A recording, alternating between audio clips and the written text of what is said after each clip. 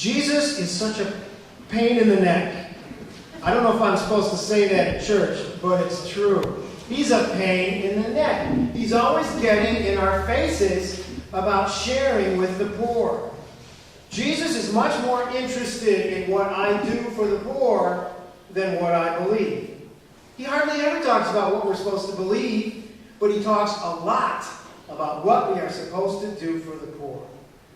Jesus is more interested in having followers than believers. He's such a pain in the neck. So that's why I'm wearing this thing around my neck today. It's called a stole, and it's what priests wear during the liturgy. This is not the most comfortable stole I own. It kind of bunches up around my neck, but it's important to me because of where I bought it. I'm really not very much of a traveler, but back in 1988, I went on a religious pilgrimage.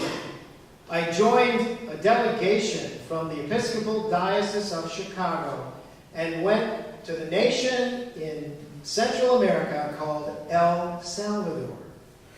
And I bought this stole in an open market in the city of San Salvador, which is the capital.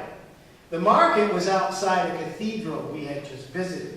In that cathedral was the tomb of a true follower of Jesus. His name was Oscar Romero.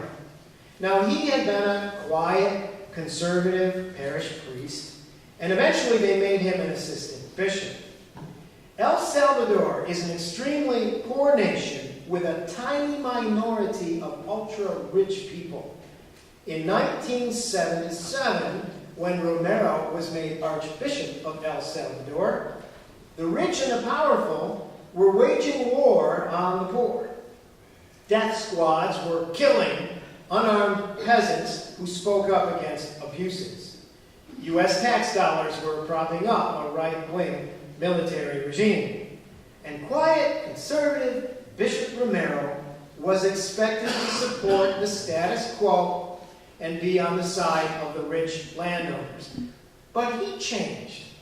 Through his friendship with the poor of his diocese, and by his continued reading and rereading of the Gospels of Matthew and Mark and Luke and John, he became a more serious Jesus follower.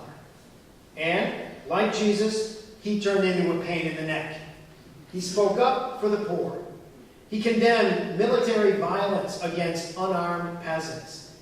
Now, the authorities were pretending to be ignorant of these abuses, and the press of the whole country was silent about them. So each week from the cathedral, Bishop Romero did something brave. He simply announced the names of the dead, and the kidnapped, and those who had been disappeared. And he warned the police and the military that God forbade them from killing innocent peasants who were demanding their God-given rights. He became a voice of hope for the people, and he became a pain in the neck to the authorities. So, of course, you know what would happen next. One day in 1980, Bishop Romero went to celebrate an evening Eucharist in a hospital chapel. He stood at the altar, ready to bless the bread and the wine. And a shot rang out. The sniper's bullet hit him in the heart. His blood spilled on the altar and on the bread and on the wine. He died almost at once, but with his very last breath, he whispered, "May God forgive the assassins." Now, he knew this was coming. He had said in a sermon, "If they kill me, I will live on in the life of the people." He does. His tomb has become a place of pilgrimage, and his words echo in the hearts of his people to this day. I bought this stole near his cathedral, and I keep it as a reminder. Bishop Romero was a pain in the neck. Jesus is a pain in the neck. But Jesus is also medicine for the heart. He is light on the path. He is our way, our truth, our life. Serving him is perfect freedom. Following him leads to endless joy. So, I want to make a motion today. This is for the vestry.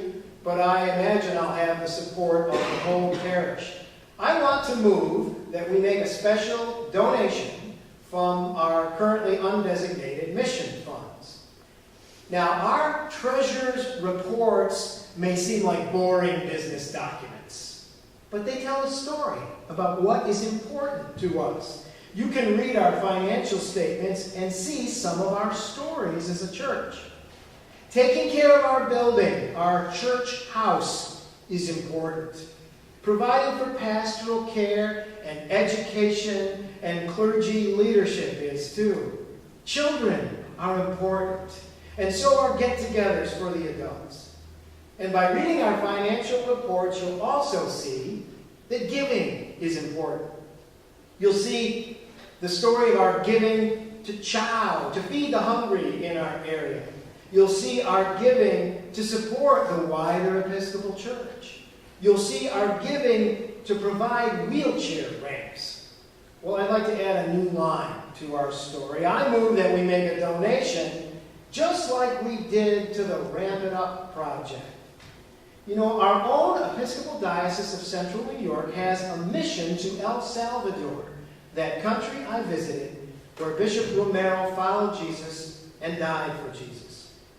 Our diocesan project is called the Mission of Miracles, and it's worth our support. It's hands-on service.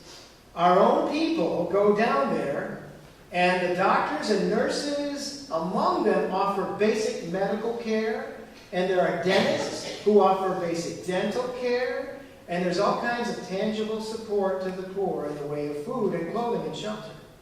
Our Deacon Dorothy has been down there to serve. The gift I propose would not go to support an institutional agency.